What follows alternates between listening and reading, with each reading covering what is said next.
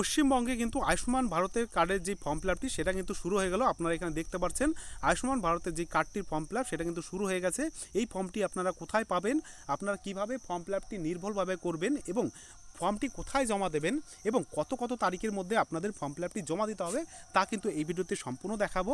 তো চলুন form fill আপটি আপনারা সবার প্রথমে নির্ভুলভাবে কীভাবে ফর্ম ফিল আপটি করবেন সেটা আপনারা দেখে নিন। তার আগে ভিডিওটি যদি ভালো লাগে অবশ্যই ভিডিওটিকে লাইক করবেন। আমাদের চ্যানেলটিকে সাবস্ক্রাইব না করলে এরকম প্রকল্প সম্পর্কিত যে কোনো আপডেট পাওয়ার জন্য সবার প্রথমে আমাদের চ্যানেলটিকে সাবস্ক্রাইব করে নেবেন এবং পাশে থাকা অল বেল আইকনটি প্রেস করে নেবেন। এবং আপনাদের পরিবারের বা বন্ধু বান্ধবের মধ্যে যারা অন্নপূর্ণা ভাণ্ডারের ফর্ম ফিল আপটি করবে তারা কীভাবে ফর্ম ফিল আপ করবে এবং এই নির্ভুলভাবে ফর্ম ফিল আপটি কীভাবে করবে তার জন্য এই ভিডিওটি তাদের মাঝখানে কিন্তু শেয়ার করবেন হোয়াটসঅ্যাপ বা টেলিগ্রামের মাধ্যমে। তো চলুন ভিডিওটি শুরু করা যাক। তো এখানে দেখতে পাচ্ছেন প্রধানমন্ত্রী জন আয়োগ যোজনা, আপনারা এখানে লেখাটি দেখতে পাচ্ছেন। তো এই ফর্ম ফিল আপটি শুরু হয়েছে ফ্রম নিউ এনরোলমেন্ট, যারা নতুন করে আবেদন করবে বা ফর্ম ফিল আপ করবে তাদের জন্য। কোথায় শুরু হয়েছে? ওয়েস্ট বেঙ্গলে। আপনাদের ওয়েস্ট বেঙ্গলে কিন্তু এই ফর্ম ফিল আপটি কিন্তু শুরু হয়ে গেছে। তো সবার প্রথমে আপনারা কি করবেন, আপনাদের এখানে দেখতে পাচ্ছেন ডেটটি লিখতে হবে। ডেট বলতে আপনারা যেদিন ফর্ম ফিল আপটি করেন, ধরেন আজকের ফর্ম ফিল আপটি করবেন তো আজকের ডেটটি এখানে দিয়ে দেবেন। ডেটটি এখানে দেওয়ার পরে এখানে মাস বা মান্থ বা আজকের যে মাস আছে সেই মাসটি দেবেন এবং এখানে আজকের যে ইয়ারটি বা সালটি আছে সেই সালটি দেবেন। মানে প্রথমে ডেট, মান্থ এবং তারপর হচ্ছে সালটি আপনারা দিয়ে দেবেন। দিয়ে দেওয়ার পরে আপনারা এখানে সবার প্রথমে দেখতে পারবেন যে বেসিক আপনাদের ডিটেলসটি এখানে দিতে হবে। বেসিক ডিটেলস বলতে আপনাদের এখানে আধার কার্ড নাম্বারটা কিন্তু আপনাদের কিন্তু এখানে দিতে হবে। যার নামে ফর্ম ফিল আপটি হবে বা যে ফর্ম ফিল আপটি করবেন তার আধার কার্ড নাম্বারটা কিন্তু এখানে দিয়ে দেবে। দিয়ে দেওয়ার পরে অ্যাপ্লিকেন্ট নেমের ক্ষেত্রে অ্যাপ্লিকেন্ট নেম বলতে যার আধার কার্ড নাম্বারটি দিলেন তার নামটি কিন্তু এখানে বড় হাতে লিখে দেবেন। লিখে দেওয়ার পরে এখানে রেশন কার্ড নাম্বারে কিন্তু এই যার নাম দিলেন তার রেশন কার্ড নাম্বারটি এখানে লিখে দেবেন। লিখে দেওয়ার পরে আপনাদের রেশন কার্ডের ক্যাটাগরি মানে রেশন কার্ডের ক্যাটাগরিটা কিন্তু সবার উপরে দেখবেন লেখা থাকে। এ ওয়াই হলে এ ওয়াইয়ের উপর টিক দেবেন, SPHS হলে সেটার উপর টিক দেবেন, আপনারা PHS হলে সেটার উপর টিক দেবেন। আপনারা দেখে নেবেন আপনাদের রেশন কার্ডের সবার উপরে কী লেখা আছে, এইগুলি অপশনের মধ্যে কোনটা লেখা আছে সেটার উপর টিক দিয়ে দেবেন। দেওয়ার পরে আপনারা কি করবেন, এখানে আধার কার্ড লিঙ্ক মোবাইল নাম্বার, এখানে আপনারা আধার কার্ড লিঙ্ক মোবাইল নাম্বারটি কিন্তু বসিয়ে দেবেন যেই নাম্বারটি আপনাদের আধার কার্ডের সাথে লিঙ্ক করানো আছে। ঠিক আছে, এটা করার পরে আপনাদের জেন্ডার দেখতে পাচ্ছেন। জেন্ডার বলতে আপনাদের লিঙ্গ, সেটা কোন লিঙ্গের আপনারা সেটা কিন্তু লিখতে বলেছে। বা আপনারা যদি পুরুষ হন তাহলে এটার উপর টিক দেবেন, যদি মহিলা হন তাহলে এটার উপর টিক দেবেন। এবং আপনারা যদি আদার্স কোনো মানে পুরুষ বা মহিলা বাদে যদি অন্য কিছু হন তাহলে সেটার উপরে আদার্সের উপর টিক দেবেন। দেওয়ার পরে আপনাদের ডেট অফ বার্থ লিখতে হবে। আধার কার্ড অনুযায়ী আপনাদের ডেট অফ বার্থ লিখবেন। প্রথমে মানে দিন বা ডে লিখবেন, তারপরে মাস লিখবেন এবং তারপরে সালটি লিখে দেবেন। ঠিক আছে, এই চারটি কোপে আপনারা সালটি লিখতে পারবেন। লেখার পরে আপনাদের ফুল অ্যাড্রেসে আপনারা লিখতে পারবেন হাউস নং, স্ট্রিট, ভিলেজ, ওয়ার্ড। আপনারা এখানে যারা হাউস নং বা স্ট্রিটটা জানেন না, আপনাদের স্ট্রিট কত কি সেটা জানেন না, আপনারা এখানে কি করবেন, ভিলেজ নেম, আপনাদের পোস্ট অফিস নেম, আপনাদের পুলিশ স্টেশন নেম, আপনাদের ডিস্ট্রিক্ট, আপনাদের পিন নাম্বার, এইগুলো কিন্তু এই লাইনগুলোর মধ্যে কিন্তু আপনারা ভরে দেবেন, লিখে দেবেন। দেওয়ার পরে আপনাদের এখানে সবার প্রথমে আসবে ডিস্ট্রিক্ট, আপনারা এখানে ডিস্ট্রিক্টটি লিখবেন। ডিস্ট্রিক্টটি লেখার পরে আপনাদের ব্লক, আপনারা যেই বিডিও অফিসের আন্ডার পড়েন সেটা কিন্তু এই লাইনের মধ্যে লিখে দেবেন। লিখে দেওয়ার পরে এখানে গ্রাম পঞ্চায়েত, আপনারা যেই গ্রাম পঞ্চায়েতের আন্ডারে পড়েন সেই গ্রাম পঞ্চায়েতের নামটি কিন্তু এখানে লিখবেন। তারপরে এখানে লিখেছে ফ্যামিলি হেডেড নেম, মানে ফ্যামিলির যে হেড আছে তার নামটি দেবেন। পুরুষ হলে পুরুষের নাম দেবেন, মহিলা হলে মহিলার নাম দেবেন। দেওয়ার পরে টোটাল ফ্যামিলি মেম্বার্স সেটা কিন্তু এখানে দেবেন, যে কতজন ফ্যামিলি মানে সদস্য আপনাদের পরিবারে আছে সেটা দেবেন। প্যান নাম্বারটি আপনারা এখানে দেবেন। প্যান নাম্বারটি যার আধার নাম্বার দিয়ে এখানে আপনারা ফর্ম ফিল আপ করলেন, এই জায়গায় আধার নাম্বার দিলেন এবং অ্যাপ্লিকেশন নামটি লিখবেন তার কিন্তু প্যান নাম্বারটি এখানে কিন্তু আপনারা দিয়ে দেবেন। প্যান নাম্বারটি দেওয়ার পরে আপনারা তার নিচে চলে যাবেন। আপনারা নিচে যাওয়ার পরে এখানে এপিক নাম্বার মানে আপনাদের ভোটার কার্ড নাম্বারটি লিখবেন। তারপরে এসি নাম্বার মানে আপনাদের বিধানসভা নাম এবং নাম্বারটি এখানে কিন্তু লিখতে হবে। এবং আপনাদের পার্ট নাম্বারটি এখানে লিখবেন। পার্ট নাম্বার মানে হচ্ছে অংশ নাম্বার এবং সিরিয়াল নাম্বার মানে হচ্ছে ক্রমিক নাম্বার। এই বক্সটি আপনারা কোথায় পেয়ে যাবেন? এই বক্সটি আপনারা পেয়ে যাবেন হচ্ছে আপনাদের যেই ভোট দেওয়ার আগে আপনাদের পঞ্চায়েত থেকে বা আপনাদের মেম্বার মানে এলাকার মেম্বার কিংবা ভোটের সাথে যারা যুক্ত ছিল যেই স্লিপটা আপনাদের দিয়ে গেছিলো সেখানে কিন্তু এই সকল ইনফরমেশন বা ডিটেলস কিন্তু আপনারা পেয়ে যাবেন, যে আপনাদের এপিক নাম্বার কত বা ভোটার নাম্বার কিন্তু আপনার ভোটার কার্ড দেখেই বুঝতে পারবেন, বিধানসভা ক্ষেত্রের নাম্বার কিন্তু আপনারা ওই লিস্ট থেকে বুঝতে পারবেন, বা ভোটার লিস্ট থেকেও আপনারা বিধানসভা নাম কিন্তু দেখতে পারবেন, পার্ট নাম্বারটিও ভোটার লিস্ট থেকে দেখতে পারবেন, এবং সিরিয়াল নাম্বারটিও আপনারা ভোটার লিস্ট দেখতে পারবেন, কিংবা আপনাদের ওই যে স্লিপটা ভোটের আগে আপনাদের দিয়েছিল তার থেকে কিন্তু আপনারা দেখতে পারবেন। তারপরে আপনারা দেখতে পাচ্ছেন স্বাস্থ্যসাথী ডিটেলস। এখানে তো স্বাস্থ্যসাথী ডিটেলসে আপনাদের কিন্তু স্বাস্থ্যসাথী যে কার্ডের 17 ডিজিটের যে নাম্বারটি সেটা কিন্তু এই লাইনগুলোর মধ্যে কিন্তু আপনারা দিয়ে দেবেন। ঠিক আছে, 17 ডিজিটের যে নাম্বারটি বা 17টি নাম্বারের যেই আপনাদের স্বাস্থ্যসাথী কার্ডের নাম্বার সেটা কিন্তু এখানে দিয়ে দেবেন। দিয়ে দেওয়ার পরে আপনাদের এখানে দেখতে পাচ্ছেন এলিজিবিলিটি প্যারামিটার। এখানে কিন্তু ফর রুরাল মানে যারা গ্রাম বা গ্রাম অঞ্চল থেকে যারা পঞ্চায়েত এলাকার তারা কিন্তু এই জায়গাটি ফর্ম ফিল আপ করবে, এবং আরবান বা শহর এলাকার জন্য কিন্তু এই নিচে দেওয়া আছে, আপনারা দেখতে পাচ্ছেন যারা শহর এলাকা বা পৌরসভার মধ্যে পড়ে তাদের জন্য এখানে এই কলমটির থেকে ফর্ম ফিল আপ করতে হবে, এই নিচেরটা ফর্ম ফিল আপ করতে হবে, এবং যারা গ্রামের থেকে ফর্ম ফিল আপ করবে, গ্রাম বা পঞ্চায়েত থেকে ফর্ম ফিল আপ করবে, তারা কিন্তু এই জায়গাটা ফর্ম ফিল আপ করলেই হয়ে যাবে, এইগুলো ফর্ম ফিল আপ করলেই হয়ে যাবে। তো আপনারা কীভাবে এখানে ফর্ম ফিল আপ করবেন, এখানে দেখতে পাচ্ছেন যে এই লাইনটাতে আপনাদের বলা আছে যে আপনাদের বাড়িতে যদি কোনো কাঁচা দেয়াল বা কাঁচা ঘর থাকে বা সেই কাঁচা ঘরের ছাদও কাঁচা থাকে তাহলে কিন্তু আপনারা এখানে ইয়েস করবেন, আর যদি না থাকে এখানে নো করে দেবেন। ঠিক আছে, এইবার আপনাদের এখানে এই লাইনটাতে বলেছে যে আপনাদের 16 থেকে 60 বছরের মধ্যে যদি কোনো সদস্য থাকে পরিবারে, তাহলে সেটা এখানে যদি থাকে 16 থেকে 60 বছরের মধ্যে সেটা এখানে আপনারা ইয়েসে টিক দেবেন, যদি না থাকে তাহলে এখানে নোতে টিক দেবেন। দেওয়ার পরে আপনারা একটু নিচে চলে যাবেন, যেখানে আপনাদের এখানে বলা হয়েছে যে কোনো পুরুষ আপনাদের নেই, মানে সদস্য পরিবারে নেই, কিন্তু মহিলা সদস্য আছে যার মানে পুরুষ সদস্যের বয়স আপনাদের কি বলেছে যে 16 থেকে 60-এর মধ্যে, মানে 59 বছরের মধ্যে, 16 থেকে 59 বছরের মধ্যে নেই কোনো পুরুষ সদস্য, তাহলে কিন্তু আপনারা এখানে ইয়েস করবেন, আর যদি থাকে তাহলে পরে যদি থাকে তাহলে ইয়েস করবেন, আর যদি না থাকে তাহলে কিন্তু নো করবেন। মানে কি বললাম আমি, যেটা আপনাদের পুরুষ সদস্য যদি 16 থেকে 59 বছরের মধ্যে যদি কোনো পুরুষ সদস্য না থাকে আপনাদের, তাহলে আপনারা কি করবেন, ইয়েস করবেন, আর যদি থাকে তাহলে ইউজ করবেন, যদি না থাকে তাহলে নো করবেন। দেওয়ার পরে আপনাদের এখানে ডিসএবিলিটি মেম্বার, মানে আপনাদের এই লাইনটাই বলতে চাইছে যে আপনাদের পরিবারে যদি কোনো সংখ্যক মানে কোনো সদস্য থাকে যিনি 18 বছরের উপরে বয়স, তিনি ডিসএবিলিটি বা অক্ষম বা শারীরিকভাবে অক্ষম যদি থাকে তাহলে পরে ইয়েস করবেন, আর যদি না থাকে তাহলে নো করবেন। এবার তারপরে এই লাইনটাতে বলা আছে আপনারা যদি SC/ST হন তাহলে কিন্তু, যদি SC হন তাহলে পরে SC/ST হন তাহলে পরে ইয়েসে টিক দেবেন, যদি না হন তাহলে নোতে টিক দেবেন। তারপরে আপনাদের এই লাইনটাতে বলেছে যে আপনাদের যদি কোনো রকম জমি না থাকে, বা আপনারা যদি ভূমিহীন বা আপনাদের নামে কোনো জমি না থাকে তাহলে কিন্তু এখানে ইয়েস করবেন, এবং যদি জমি থাকে তাহলে কিন্তু জমি থাকলে এখানে ইয়েস করবেন, জমি না থাকলে এখানে নো করবেন। ঠিক আছে, তারপরে এই লাইনটাতে বলা হয়েছে আপনারা যদি কোনো ভিক্ষাবৃত্তির মাধ্যমে কেউ যদি মানে সংসার চালিয়ে থাকে তাহলে আপনাদের এখানে কিন্তু ইয়েস করতে হবে, যদি ভিক্ষাবৃত্তির মাধ্যমে সংসার চালিয়ে থাকে তাহলে ইয়েস করতে হবে, আর যদি না করে তাহলে নো করতে হবে। ঠিক আছে, এইবার এই লাইনটাতে বলা হয়েছে যদি কেউ আপনাদের যারা মানে এই লাইনটাতে বলা হয়েছে যদি কেউ মানে হাতের মাধ্যমে মানুষের মলমূত্র পরিষ্কার করে, বা যাদের এক কথায় আমরা মেথর বলি, যদি মেথর হয়ে থাকে তাহলে কিন্তু এখানে কিন্তু ইয়েস করতে হবে, এবং যদি না হয়ে থাকে নো করতে হবে। তো এখানে সেটাই বলতে চাইছে, যারা পায়খানা পরিষ্কার করে অ্যাকচুয়ালি সেটা জানতে চাইছে, যদি করে থাকে তাহলে ইয়েস করতে হবে, এবং যদি না করে তাহলে নো করতে হবে।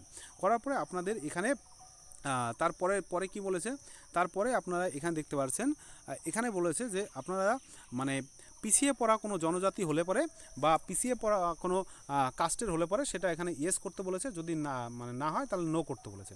ঠিক আছে, মানে ট্রাইবাল গ্রুপস, যারা ট্রাইবাল গ্রুপসের মধ্যে পড়েন তারা কিন্তু এটা যদি ট্রাইবাল গ্রুপসের মধ্যে তারা ইয়েস করবেন, এবং যদি ট্রাইবাল গ্রুপসের মধ্যে না পড়েন তাহলে নো করবেন। ঠিক আছে, তারপরে আপনাদের এই লাইনটাতে বলা হয়েছে যে আপনারা যারা মানে কেউ হয়তো লোন নিয়েছিল, সেই লোনটি ব্যাংক থেকে কিংবা যেখান থেকে হোক লোন নিয়েছিল, লোনটা শোধ করতে পারেনি, সেই লোনটার জন্য তাকে কিন্তু জোরপূর্বক কাজ করিয়ে নেওয়া হচ্ছিল যে লোনটা শোধ করার জন্য, কিন্তু সে আইনি মাধ্যমে লোন মানে ওই লোনের বা ওই সংস্থার থেকে কোনোভাবে মানে বেরিয়ে আসতে পেরেছে, সেই গ্রুপের হলে পরে বা সেই রকম কোনো পরিস্থিতির হলে পরে আপনারা ইয়েস করবেন, যদি না থাকেন তাহলে নো করবেন। মানে আপনারা ঋণ নিয়েছিলেন, সেই ঋণটা শোধ করার জন্য আপনারা সেই সংস্থার হয়ে কাজ করে দিচ্ছিলেন বিনা পয়সায়, এবং তারা মানে আপনি মানে আইনি মাধ্যমে গিয়ে আপনারা এখান থেকে বহিষ্কার পেয়েছেন বা মানে বেরিয়ে এসছেন। যদি হন তাহলে ইয়েস করবেন, যদি না হন তাহলে নো করবেন। ঠিক আছে, এইবার আপনারা দেখবেন যে আপনারা শহরের ক্ষেত্রে যারা পৌরসভা বা পৌরসভা বা শহর এলাকার থেকে সিটি এলাকার থেকে আছেন, তারা এইখান থেকে ফর্ম ফিল আপটি করবেন। ঠিক আছে, এখানে কী হয়েছে, র্যাক পিকার মানে আপনারা যারা ভারী বস্তু বহন করেন তাদের ক্ষেত্রে। ঠিক আছে, তারা এই হলে পরে ইয়েস করবেন, যদি না হন তাহলে নো করবেন। আপনাদের বেগার মানে আপনারা যারা ভিক্ষা, যদি কেউ ভিক্ষা করে থাকে তাহলে ভিক্ষা করলে ইয়েস হবে, যদি না করে তাহলে নো হবে। ঠিক আছে, এবং ডোমেস্টিক ওয়ার্কার মানে যদি কেউ ঘরের কাজ করে কোনো বাড়িতে কিংবা কোথাও, তাহলে ইয়েস করবেন, যদি না হয় তাহলে নো করবেন। ঠিক আছে, তারপরে আপনাদের স্ট্রিট ভেন্ডার, কোবলার, হকার, এই ক্যাটাগরির হলে আপনারা কিন্তু এখানে ইয়েস করবেন, এবং যদি না হন তাহলে নো করবেন। মানে আপনারা যদি স্ট্রিট ভেন্ডার যারা মানে রাস্তায় ঠেলাগাড়ি নিয়ে চলে বা ঠেলাগাড়ি নিয়ে কিছু বেচা কিনা করে, cobbler, hawker, other service working for street মানে রাস্তায় যদি কেউ কাজ করে বা রাস্তায় কোনো কিছু বিক্রি বা খাবারের দোকান কিছু একটা থাকে, তাহলে আপনারা ইয়েস করবেন, যদি না থাকে তাহলে নো করবেন। ঠিক আছে, তারপরে এখানে আপনারা এই লাইনটায় দেখতে পাচ্ছেন যে এখানে কিছু মানে কর্মসংস্থানের নাম বলা হয়েছে, যেগুলো প্লাম্বার, আপনাদের construction worker, labour, printer, welder, security guard, এইগুলোর মধ্যে যদি ক্যাটাগরির মধ্যে আপনি যদি পড়েন তাহলে ইয়েস করবেন, যদি না পড়েন তাহলে নো করবেন।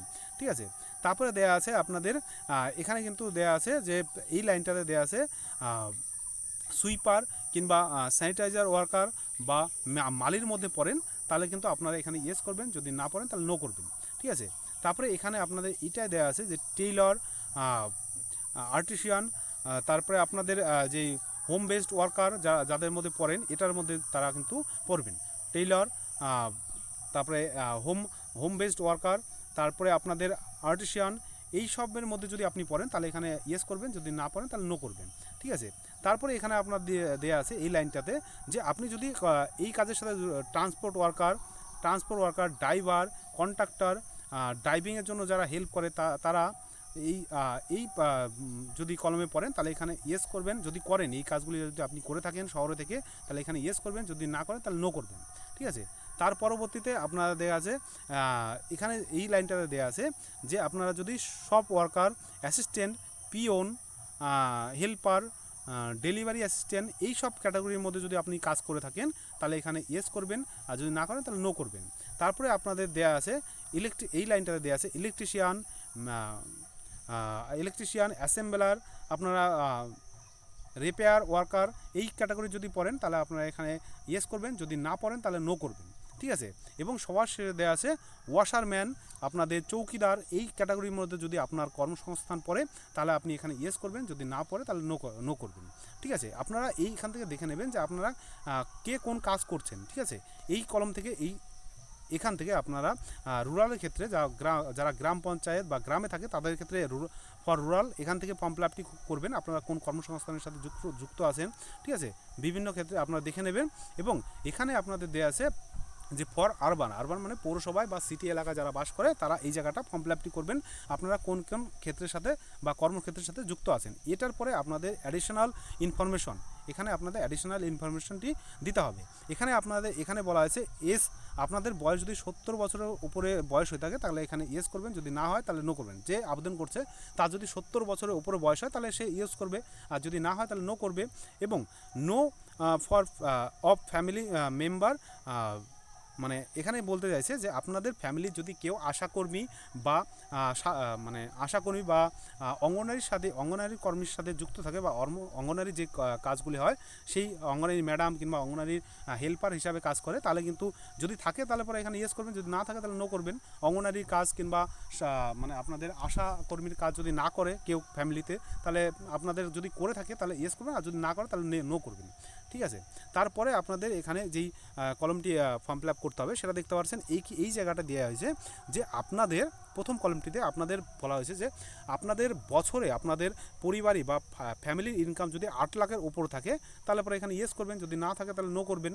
আপনাদের এখানে এই লাইনটাতে বলা হয়েছে ইনকাম ট্যাক্স, আপনাদের পরিবারে যদি কেউ ইনকাম ট্যাক্স দিয়ে থাকে তাহলে এখানে ইয়েস করবেন, যদি না দিয়ে থাকে তাহলে নো করবেন। এখানে আপনাদের বলা হয়েছে আপনারা ASDD list for SIR BLA 2026 poll, মানে 2026-এর এসআইআর অনুযায়ী আপনারা যদি এএসডিডি এই লিস্টের মধ্যে পড়েন তাহলে পরে ইয়েস করবেন, যদি এই লিস্টের মধ্যে না পড়েন তাহলে নো করবেন। তারপরে দেওয়া আছে পেন্ডিং, এই লাইনটাতে দেওয়া আছে pending under SIR applicant tribunal, মানে আপনারা যদি এসআইআরের যেই অ্যাপ্লিকেন্ট ট্রাইব্যুনালের মধ্যে যদি পড়েন তাহলে পরে আপনারা ইয়েস করবেন, যদি না পড়েন তাহলে নো করবেন। তারপরে আপনাদের এসে পেন্ডিং সিএ অ্যাপ্লিকেশন, এই লাইনটাতে দেওয়া আছে এই কলমটাতে, যদি আপনারা সিএ এর ক্ষেত্রে যদি আপনারা পেন্ডিং হয়ে থাকেন তাহলে কিন্তু আপনারা এখানে টিক করবেন, যদি না হয়ে থাকেন তাহলে এখানে টিক করবেন, মানে নোতে টিক করবেন। তারপরে দেওয়া আছে এই লাইনটাতে দেখেন দেওয়া আছে যে beneficiary name delete from Annapurna Yojana beneficiary list, মানে আপনাদের এই আপনাদের যার নামে ফর্ম ফিল আপটি করছেন সে যদি অন্নপূর্ণা যেই ভান্ডারে যে ফর্ম ফিল আপটি হয়েছে সেটার থেকে যদি তার নাম ডিলিট হয়ে যায় তাহলে সেখানে ডিলিট হয়ে গেলে ইয়েস করতে হবে, যদি ডিলিট না হয় তাহলে নো করতে হবে। তো এখনও অন্নপূর্ণা যোজনার ফর্ম ফিল আপ বা নাম আপনারা দেখতে পারেননি যে আপনাদের ডিলিট হয়েছে কিংবা আছে, তো এর জন্য সবার ক্ষেত্রে কিন্তু এই লাইনটা কিন্তু ছেড়ে রাখাই ভালো। আপনারা যাদের কাছে ফর্মটা জমা দেবেন তাদের কাছ থেকে এটা জিজ্ঞাসা করে নেবেন, ঠিক আছে। তারপরে কি ফর্ম ফিল আপ করতে হবে, এখানে আপনাদের ডিক্লারেশন দিতে হবে যেই ফর্ম ফিল আপটি আপনারা করলেন সেটা আপনাদের মানে সম্মতি অনুযায়ী এবং সজ্ঞানে আপনারা কিন্তু এই ফর্ম ফিল আপটি করছেন, এর জন্য এখানে আপনারা টিক দেবেন। টিক দেওয়ার পরে আপনারা এই জায়গায় কিন্তু আপনাদের সিগনেচারটি করবেন, সিগনেচার যারা পারেন তারা সিগনেচার করবেন, যারা সিগনেচার না পারেন তারা কিন্তু টিপসই বা টিপ ছাপ কিন্তু আপনারা দিয়ে দেবেন। দেওয়ার পরে আপনাদের কিন্তু এখানে কিন্তু লেখা আছে যে রিসিপ্ট, আপনাদের যে রিসিপ্টটা লেখা আছে এইখান থেকে কিন্তু আপনাদের এই ফর্মটি কেটে কিন্তু আপনাদের এই নিচের যেই পোর্শনটা আছে এইটুকু সেটা কিন্তু আপনাদের দিয়ে দেবে। এখানে আপনাদের কিন্তু Aadhaar number, applicant name, ration card number, details আপনাদের মেল কিংবা ফিমেল, যা পুরুষ কিংবা মহিলা, আদার্স বা ডিটেলস ডেট অফ বার্থ আপনাদের কিন্তু এখানে লিখে যেই ডেটে আপনারা ফর্ম ফিল আপটি করলেন সেই ডেটটা এখানে দিয়ে কিন্তু আপনাদের এই নিচের এই পোর্শনটা কিন্তু একদম কেটে দেবে, ঠিক আছে। নিচের এই পোর্শনটা আপনাদের কিন্তু কেটে আপনাদের দিয়ে দেবে যে আপনারা ফর্ম ফিল আপটি করেছেন। তো এই ছিল আপনাদের ফর্ম ফিল আপ। তো ফর্ম ফিল আপের পরে বলছি আপনারা এই আপনাদের এই ফর্মটি কোথায় দিতে হবে, আপনাদের এলাকায় যখন ফর্ম ফিল আপটি জমা নেবে জনকল্যাণ যোজনার থেকে, তখন কিন্তু আপনারা এই ফর্ম ফিল আপটি দিতে পারেন। কবে থেকে? 15, 16, 17, ঠিক আছে। আপনারা কিন্তু এই ফর্ম ফিল আপটি জমা দেবেন কত? 15, 16, 17 এই মাসের জুন মাসের 15, 16, 17 এই ফর্ম ফিল আপটি কিন্তু জমা নেবে। তো আপনারা কিন্তু ফর্ম ফিল আপটি করে দেবেন অবশ্যই। তো ভিডিওটি ভালো লাগলে অবশ্যই কিন্তু এই ডেটগুলির পরেও কিন্তু হয়তো সময় বাড়াতে পারে সরকার যদি চায়, তো এটা এখনও কিন্তু আমরা জানি না, জেনে গেলে অবশ্যই আপনাদের ভিডিওর মাধ্যমে জানিয়ে দেবো। তো আপনারা যারা ফর্ম ফিল আপটি করবেন তারা কিন্তু এই ভিডিওটি দেখে ফর্ম ফিল আপটি করতে পারবেন। তো ভিডিওটি ভালো লাগলে অবশ্যই ভিডিওটিকে লাইক করবেন, আমাদের চ্যানেলটিকে সাবস্ক্রাইব না করলে অবশ্যই চ্যানেলটিকে সাবস্ক্রাইব করে পাশে থাকা অল বেল আইকনটি প্রেস করে দেবেন। তো ভিডিওটি শেষ পর্যন্ত দেখার জন্য ধন্যবাদ।